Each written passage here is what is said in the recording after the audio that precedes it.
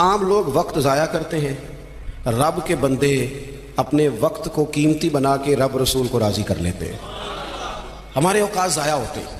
ڈھیر سارے لوگ ہیں وہ کہتے ہیں میں بور ہو رہا ہوں، تو میں اکثر کہتا ہوں کہ بور ہونے کے لیے بھی تو ٹائم چاہیے نا، ہمیں تو ٹائم ہی نہیں ملتا، بھلا کس وقت بور ہو، ٹائم ہی نہیں ملتا۔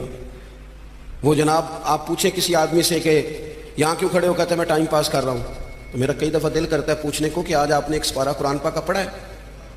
محبوب تو پوچھتے تھے نا صحابہ سے صبح کہ آج کسی نے جنازہ پڑھا ہے، مسکین کو کھانا کھلایا ہے، آج فلاں آدمی نے کوئی نیکی کی، محبوب سوال کرتے تھے۔ تو ٹائم پاس کر رہا ہوں، جی بھی اتنا ٹائم آیا کہاں سے جسے پاس کرنا پڑا؟ بعض اوقات 1 منٹ ٹھہرنا میں آیا، او بھئی 1 منٹ میں 3 دفعہ سورۃ اخلاص پڑھی جا سکتی ہے اور پورا قرآن پاک پڑھنے کا ثواب ہے۔